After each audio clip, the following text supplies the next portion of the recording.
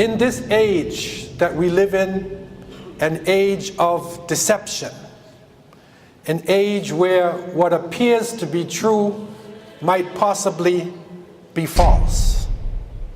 In a world that we are living in filled with distractions, the Book of Allah remains as a light to guide us in any form of darkness, whether it be spiritual darkness, economic darkness, political darkness, any form. The Book of Allah is a light which will guide us through the difficulties and obstacles which are placed in our path. And in the past few weeks, these distractions have come to the surface with the elections that are happening here in the Americas, elections in Brazil, elections in the United States. And while people were distracted with the elections, distracted with sports, distracted with the material world, something is rumbling underneath. The true reality is rumbling and coming closer and closer to us by the day. And one of the leading scholars and intellectuals in the Western world at the time of the elections made a bold statement. And this statement coincided with what we have been studying and understanding over the past few years. The statement said that for the first time in recorded history, human beings have in their hand the ability to maintain organized human life or to destroy organized human life. And what that means is organized life. We live in a city, we have cell phone, we have cars, we have planes, we're organized. We literally are about to destroy it. And as people are talking about their countries and who should I elect and what is going on, how many of us realize that human beings right now in our hands, mostly in the Americas, there are 4,000 active nuclear warheads. 4,000. Think of the bomb that hit Hiroshima and killed 80,000 people instantly. And with Nagasaki, over 226,000 died in a few days. That's one. Two, we have 4,000 active heads and between 10 to 15,000 weapons which are ready to be activated.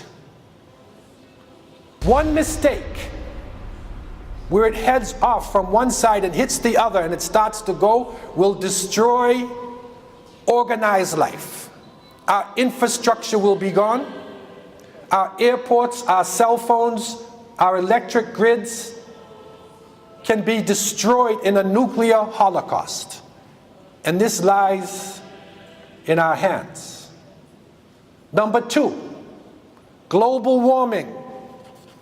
What has happened now with the warming, and we understand this more in the north, and now they are saying in the north of Canada that there is an increase in polar bears, that the Inuit communities, this is our country, the Inuit communities, there are polar bears coming into the community like never before, so they must be on the increase.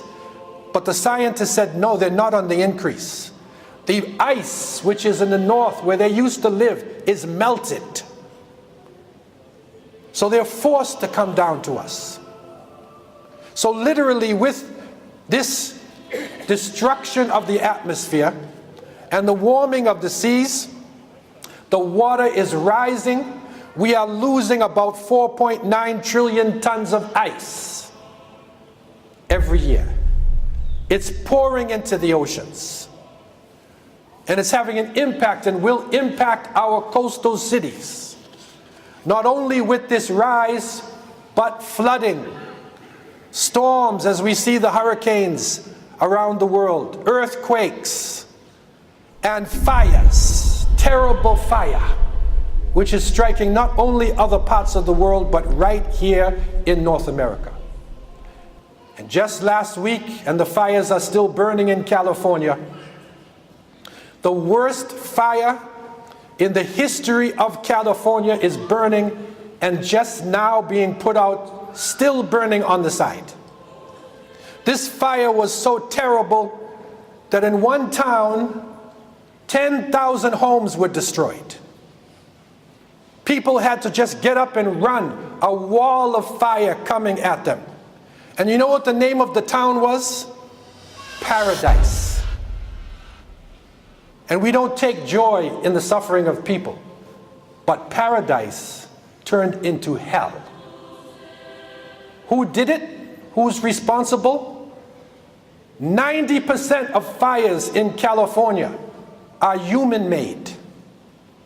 It starts with the human being, and then with the global warming, with the heat, temperature, drought, all the conditions, it becomes the worst fire you ever saw in your life. So a combination of what humans did and what is happening in the atmosphere itself. Right in front of our eyes, these things are going down. But yet, distraction is there. We are distracted by things. We are distracted by the World Cup, the Super Bowl, distracted by the latest movie, distracted by physical things in front of us.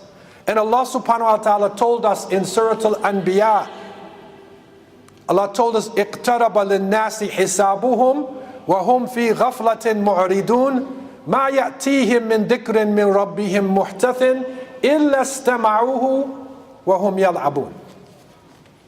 Allah revealed closer and closer to humanity comes their reckoning, yet they do not care and they turn away. And whenever a new sign comes to them, this is the Quran speaking, whenever a new sign comes, they frown, they turn away, and they play. وَهُمْ يَلْعَبُونَ. When the sign comes, they play. And so the signs are here, very clearly in front of us. And we have an opportunity, as a human race, we have a chance. The book of Allah subhanahu wa ta'ala is amongst us. The guidance and the way of Prophet Muhammad sallallahu alaihi wasallam is amongst us. But somebody has to take it forward. And as we recognize what Allah revealed in the chapter of Rome, Surah Al-Rum, Allah revealed, ظهر الفساد في البر والبحر بما كسبت أيدي الناس ليذيقهم بعض الذي عملوا لعلهم يرجعون. Corruption has appeared on the land and the sea because of what humanity's hands have done. And we will make them taste something of what they have earned in order that they would return to the path. We will make them taste it. And it is said that just last week in Delhi, India, the Diwali celebration was about to take place. And the government said clearly, do not burn firecrackers. But the people said, if we don't have the firecrackers, what's the purpose? It's not a celebration. So they burnt the firecrackers. And the smoke became so terrible that if you walk outside at a fast pace, you will cough as though you have a serious problem with your lungs. You will have a terrible cough. So they said, stay inside. It was one of the worst, if not the worst, smoke index, pollution index on the planet. Why? Because people wanted to have fun. And so we are at a critical point as a human race. And Muslims, we are at a very, very critical point. As the ayah said, we will make them taste something of what they had earned in order that they would return to the path. So the reason for this is to return to Siratul Mustaqim. Who has the guidance of Siratul Mustaqim? It lies with the Muslims. This means that we will have to stand to the task. And I want to leave you with 3 key points. Number 1, in all these difficulties, we hear it, we see it, at-taqarrub ilallah. That we need to come closer and closer to Allah subhanahu wa ta'ala. We have to increase in our good deeds, increase in our awareness of salat, increase in the hasanat, giving out to the poor, increase in our actions, come closer to Allah, remember Allah subhanahu wa ta'ala. Prophet Muhammad sallallahu alaihi wasallam, after the battle of Uhud, and this was a terrible battle for them. Many of the great companions had died. They were suffering. And they returned to Medina. And the word came to Medina that Abu Sufyan and the Quraysh, they were gathering at a place called Hamra al-Asad. They were gathering at that place. A large crowd was gathering. And so fear spread. But Allah subhanahu wa ta'ala revealed in Surah Ali Imran, الَّذِينَ قَالَ لَهُمُ النَّاسِ إِنَّ النَّاسَ قَدْ جَمَعُوا لَكُمْ فَاخْشَوْهُمْ فَزَادَهُمْ إِيمَانًا وَقَالُوا حَسْبُنَا اللَّهُ وَنِعْمَ الْوَكِيلُ. Allah revealed to those people, to those whom people said, surely they have gathered together in large numbers, so fear them. This increased their faith. And they said, Hasbunallah wa ni'mal wakil. Allah is sufficient for us. He is the best to protect. And so whenever we feel fear, we are in a personal state of fear. Hasbunallah wa ni'mal wakil. Our family is in fear. It's uncertain. Hasbunallah wa ni'mal wakil. Our ummah is in trouble. Hasbunallah wa ni'mal wakil. Remember Allah subhanahu wa ta'ala. فَزَادَهُمْ إِيمَانًا. The fear increased their faith. It increased their faith. And they said Allah is sufficient. Number 2, operational unity. And that means that we as believers, a people of the Qibla, we have to break down differences amongst ourselves. Break down nationalistic differences. Break down even doctrinal differences. Come as close as we can to other believers. Identify with other people who are facing the Qibla, who are praying to Allah subhanahu wa ta'ala. Much lies on our backs, and Allah is most merciful to us in these dangerous situations to come to our assistance. And number 3, that with this deen that we have, whether it be small, we put it into practice and give Islamic solutions to real problems that people are facing. And these are problems on a personal level, social level. We are holding it with us. And it is the guidance of the Prophet Muhammad ﷺ. Imagine the day of judgment.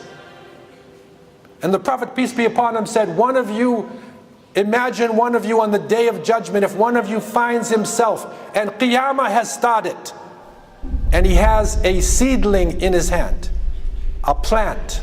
He said, فَلْيَغْرِسْهُ. Plant the seedling. Imagine, judgment day, plant the seedling. Because that is our duty. Our duty is to enhance life. So in the most difficult circumstances, Hasbunallah wa ni'mal wakil, we plant the seedling. And now is the time for us to plant the seedlings in the younger generation, plant the seedlings with our example in society. And if all of the people go one way, we need to stay on the straight path as much as we possibly can. And we need to pray to Allah subhanahu wa ta'ala for strength in these perilous times. And that our Muslim brothers and sisters who are in crisis can come through these crises, and we can unite ourselves and purify our leadership. Purify those obstacles that are in front of us. I leave you with these thoughts, and I ask Allah to have mercy on me and you. أقول قولي هذا وأستغفر الله لي ولكم ولسائر المسلمين من كل ذنب استغفروا إنه هو الغفور الرحيم.